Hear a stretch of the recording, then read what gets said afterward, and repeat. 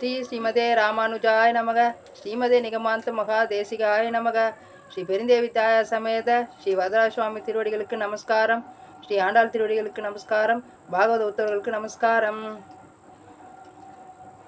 அம்பரமே தண்ணீரே சோரே அறம் செய்யும் எம்பெருமான் நந்த கோபாலா எழுந்திராய். கொம்பனார்க்கு எல்லாம் கொழுந்தே குலவிளக்கே எம்பெருமாட்டி யசோதாய் அறிவுராய்.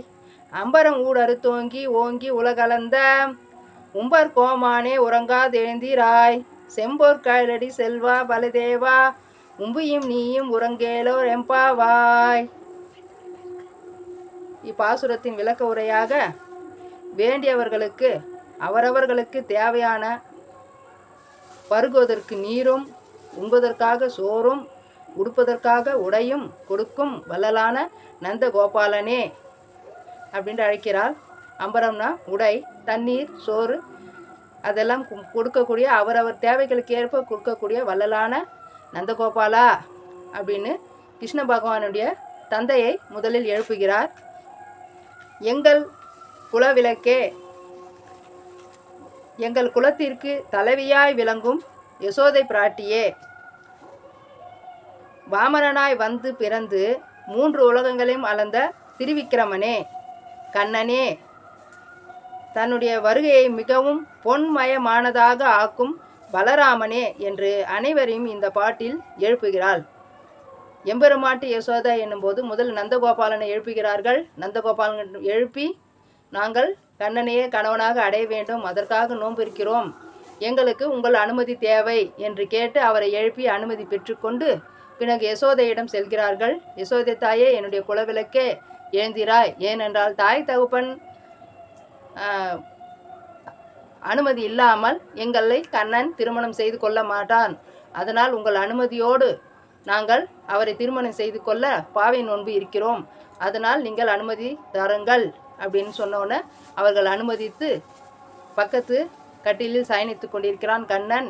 எழுப்புங்கள் என்று அவர் கூறுவதாக இப்பாசுரம் அமைந்துள்ளது. உம்பர் கோமானே உறங்காது எழுந்திராய். உலகங்களை மலர்ந்த திருவிக்கிரமனே உறங்காமல் எழுந்திராய் அப்படின்னு சொல்கிறாங்க. ஏன்னா ஆண்டாளுக்கு திருவிக்கிரமன்னா ரொம்ப பிடிக்குமா. ஏன்னு கேட்டிங்கன்னா, அந்த அவதாரத்தில் யாரையுமே பகவான் வதம் பண்ணலை. கெட்டவராக இருந்தாலும் நல்லவர்களாக இருந்தார்களும் ஒரு தாய்க்கு தன் குழந்தைகளை பேணி காப்பதே அவர்களுடைய இஷ்டம்.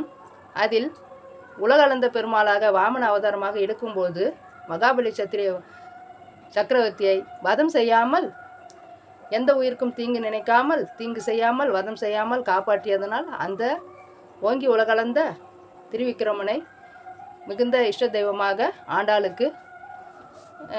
வணங்குகிறாள். அதனால் 10 பாசங்களுக்கு ஒரு முறை ஓங்கி உலகளந்த அப்படின்னு சொன்னாங்க. இப்போது திருவிக்கிரமனை ஓங்கி உலகளந்த உம்பர் கோமானே என்று அந்த பெருமாளின் நாமத்தை திரும்பவும் சொல்கிறார்கள். அதனால் ஓம்பி உறங்காது எழுந்திராய், உறங்காமல் எழுந்திராய். செம்பொற் காலடி செல்வா பலதேவான்னு சொல்லும்போது செம்பொன்னால் ஆன காலில் சிலம்பை அணிந்து கொண்டிருக்கிற செல்வா பலதேவா என்று அவளுடைய அண்ணனான பலதேவரை எழுப்புகிறாள். உம்பியும் நீயும் உறங்க. கிருஷ்ணனை ரொம்ப நேரம் எழுப்பி அவர் எழுந்தாருக்கு பலதேவரை எழுப்ப செல்கிறார்கள். பலதேவர் யாருடைய அம்சம்? ஆதிசேஷனுடைய அம்சம். தம்பி உறங்கலாம், பகவான் உறங்கலாம், பகவானின் துயில் கொள்ளும் பாம்பே நீ உறங்கலாமா, தலையணே படுக்கையே நீ உறங்கலாமா, அதனால் உம்பியும் உன் தம்பியும் நீயும் இப்படி உறங்கி கொண்டிருக்காமல் எழுந்து எங்களுக்கு கடாட்சித்து அருளுங்கள் என்று ஆண்டாள் அவர்கள் அனைவரையும் இப்பாட்டில் எழுப்புகிறாள் என்று விளக்க உரையாக கூறப்படுகிறது. ஆண்டாள் திருவடிகளே சரணம். அடியேன் காஞ்சி லதா பார்த்தசாரதி.